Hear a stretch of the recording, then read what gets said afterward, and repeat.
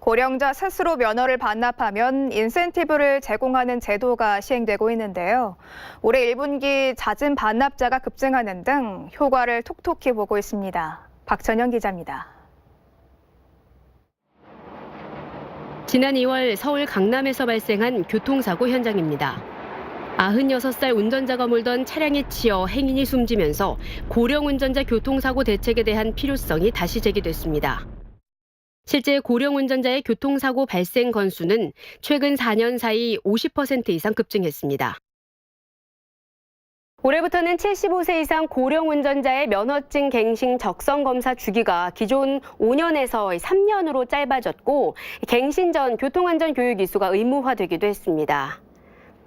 여기에 스스로 운전면허증을 반납하면 인센티브를 제공하는 지자체들이 늘어나고 있는데요. 서울과 부산 등은 10만 원의 교통비를 지원하고 있습니다. 그 결과 올해 1월부터 3월까지 잦은 반납한 운전자는 7,346명, 지난해와 비교하면 5배 이상 급증한 것으로 확인됐습니다. 출산을 축하하고 출산 장려 분위기를 조성하기 위해 시행되고 있는 출산 장려금 제도.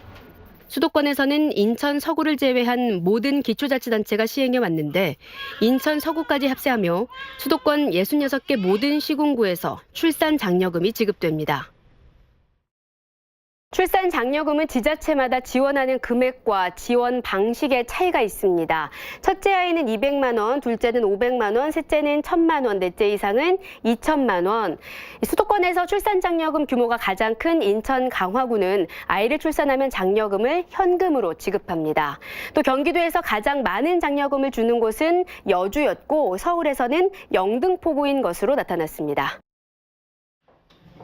정부는 지난 2009년부터 외국인 환자 국내 유치를 허용했습니다. 이후 외국인 환자는 꾸준히 증가하며 지난해 38만 명을 기록했고 10년간 누적 환자는 226만 명에 달합니다. 의료 한류가 확산되면서 지난해 190개 나라에서 외국인 환자가 우리나라를 찾았습니다. 중국인 30% 이상을 차지하며 가장 많았고 미국과 일본, 러시아 순으로 나타났습니다. 진료 과목별로 보면 내과가 19.4%를 기록하며 가장 많았고요. 성형외과, 피부과, 검진센터가 뒤를 이었습니다. 보건복지부는 외국인 환자 유치를 위한 제도적 지원을 확대해 나갈 예정이라고 밝혔습니다. 지금까지 더 뉴스 전해드렸습니다.